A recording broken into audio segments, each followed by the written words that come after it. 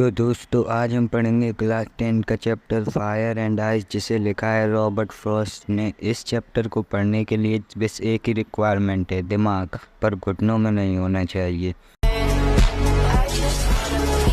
तो basically Robert Frost यहाँ बताते हैं कि अगर दुनिया को ख़त्म होना हुआ तो कैसे ख़त्म होंगी, फायर से या आइस से। मतलब हमारी अर्थ के एंड होने के सिर्फ दो ही रीज़न हो सकते हैं, फायर या तो आइस। पर पोएम इतनी सिंपल तो है नहीं। तो रॉबर्ट फ्रॉस्ट ने फायर और आइस की लिटरल मीनिंग के साथ साथ डीप मीनिंग भी लिया है, जहाँ फायर मतलब डिजायर और आइस मतलब हेट्रेड यानी नफ़रत होती है।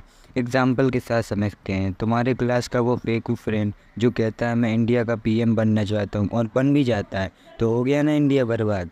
ऐसे ही हिटलर या किंग जोंग की इच्छाएं पूरी हो जाए तो दुनिया बर्बाद हो जाएगी। इसलिए पोएट बताते हैं कि अगर सबकी डिज़ायर पूरी होने लगे तो दुनिया ख़त्म होने में देर भी नहीं लगेगी।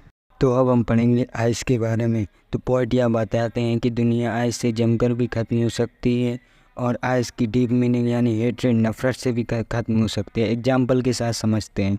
शर्मा जी के बेटे या तुम्हारे एक्स, उनसे तुम नफ़रत ही करते हो, ऑब्वियसली नफ़रत ही करते हो उन्हें। अगर तुम्हारा बस चले तो उन्हें जिंदा ही गाड़ दो। तो ऐसे ही बस तो चलेगा नहीं तुम्हारा कभी। ऐसे ही अगर नफ़रत बढ़ने लगेगी तो पूरी दुनिया ख़त्म हो जाएगी।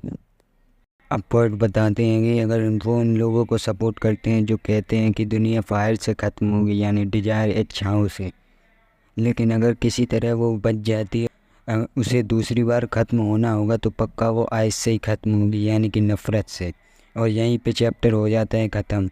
बस ये याद रखना कि रॉबर्ट फ्रॉस्ट ने यहाँ पर फायर का डीप मीनिंग बताया डिजायर और आइस का डीप मीनिंग बताया है हेट्रेड यानी कि नफ़रत।